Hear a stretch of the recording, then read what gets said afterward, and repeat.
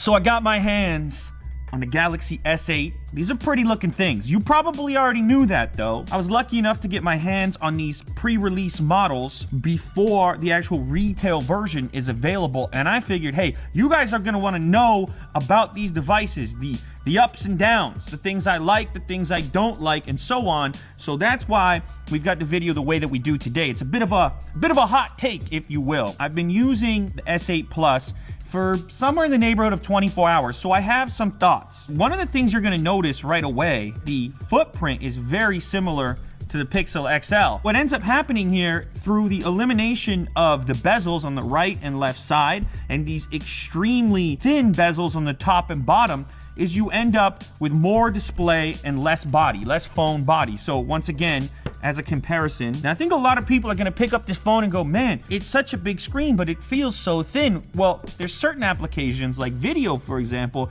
in which this aspect ratio is a bit bizarre. So if I go ahead and launch YouTube, the entire interface, you're taking up top to bottom, it's all usable space, but then you notice those things that you were trying to avoid, those bezels, they come right back. One of the reasons that a lot of people go for a bigger display in the first place is to have a bigger video viewing experience. But since nothing truly fits this aspect ratio natively, you end up with these black bars. Now granted, within the app, there's the opportunity to punch in. But what you notice there is the top of my head, for example, starts to get chopped off a little bit, because video makers like myself, we're not framing or creating for this bizarre aspect ratio. It sounds like I'm hating on this decision. I'm really not. It's just something that you should probably know. Now, talking about the screen a little bit more, this is, it's the nicest screen ever put on a smartphone. It's OLED. Now, a weird thing about the brightness, if you scale it up to full blast, it kind of gives you a warning. Experience the highest quality display with maximum brightness and screen resolution. This may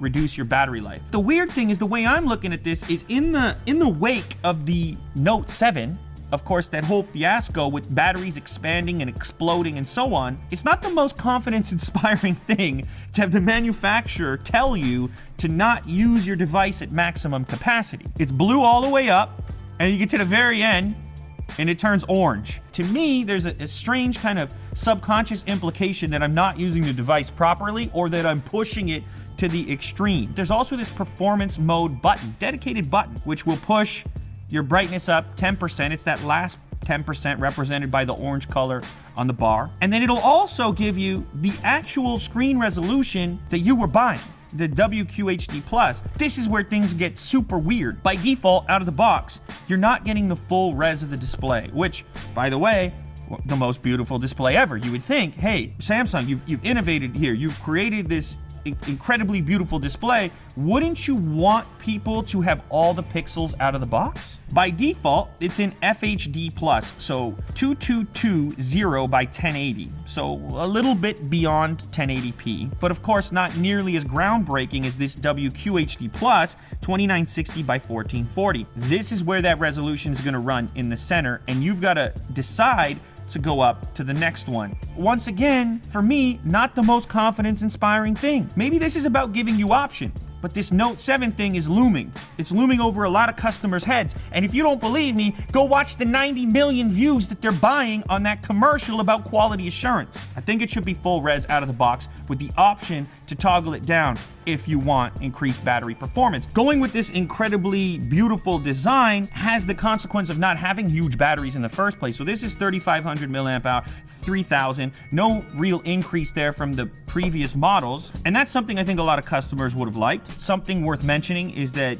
the S7 Edge had a tiny bit more battery than this bigger footprint device, the S8 Plus. It's worth noting, but you have the ability to set up Edge panels, so you could hide some apps in there if you like it. My issue with having this thing over here is inevitably what ends up happening is in a particular app where I'm grabbing from the side of the display to scroll, especially if you're using the device in landscape mode and you're kind of scrolling up and down, sometimes you can toggle that accidentally. So the device I've been using, I just turned that off. Another big thing worth mentioning is what Samsung has done with the software here. It seems weird to say, but it's probably my favorite development. I like the kind of stripped down, clean version of Android as it was intended. Now, Samsung has made their own tweaks to this skin. This thing in no way reflects what TouchWiz used to look like. In fact, it's a lot closer to the way the Pixel looks and stock Android behaves. By default, you have no apps natively in the display section here, like you would on an iPhone, for example. They're all hidden in this little drawer, which you pull up on. Look at this.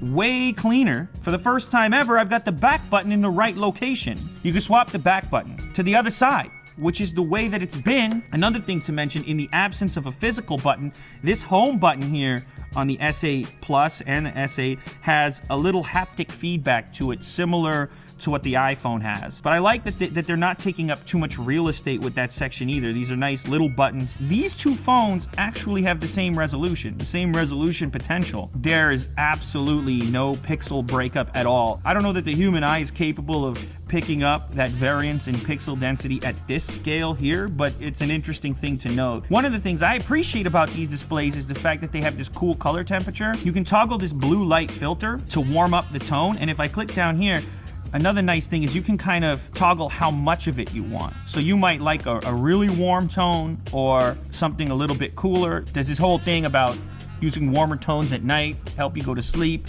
I wouldn't know about it. 3 a.m., I'm trying to go to bed. You know how that goes. So there's been a little bit of talk, a little bit of chatter about the speaker situation on these devices, which is a little bit strange to me because it seems pretty obvious. There's a single speaker grill, even though there were rumors that we were going to have stereo speakers on here. Not so much the case. You have a similar speaker layout to the old stuff, you see. Of course, we have USB Type-C added now, and still a traditional headphone jack, which I know a lot of people are going to be happy about. They're going to include some pretty high-end AKG headphones with the retail version of this device. Chances are they're going to be a huge step up on what you're used to receiving included in the box. Message boards, stock quotes, news, email notifications, Google Analytics. I heard McDonald's is hiring.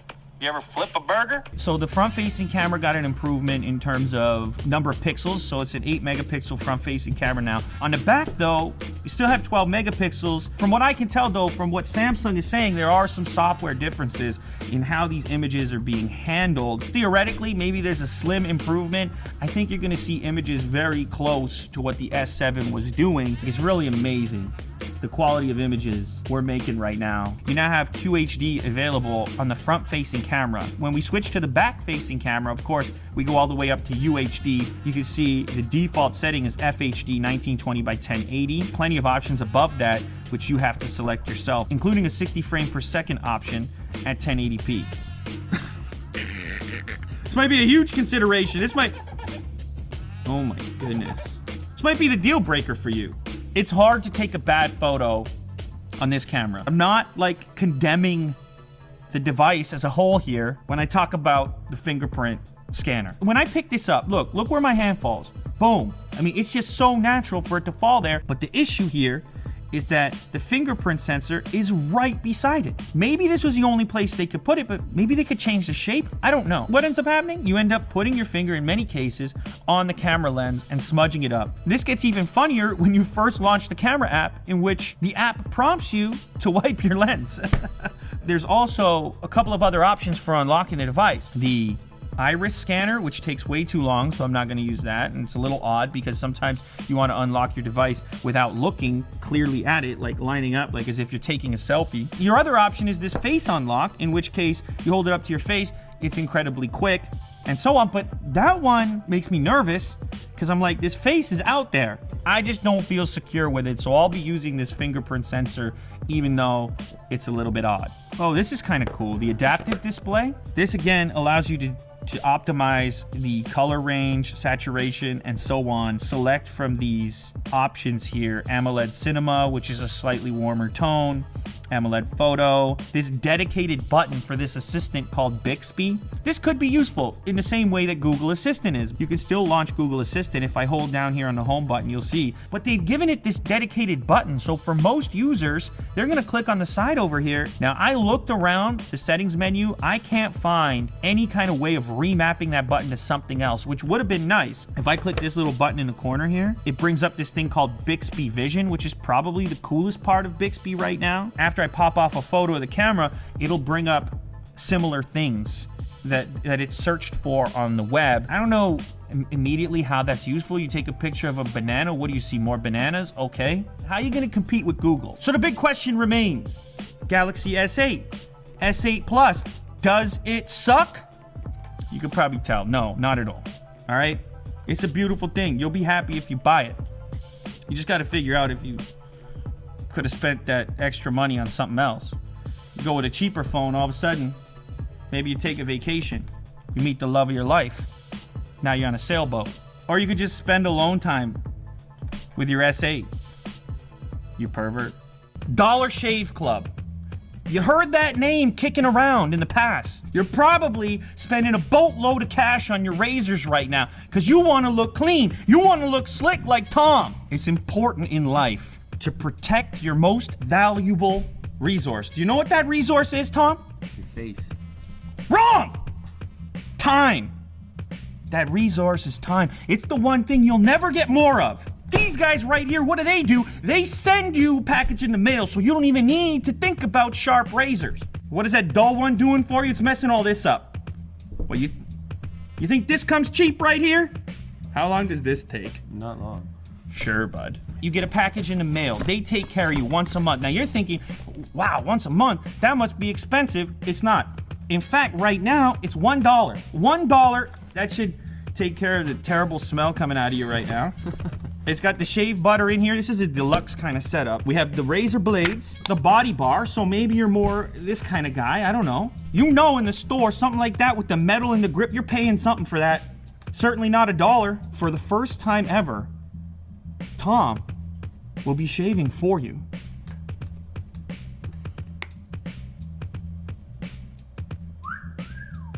Why did you leave?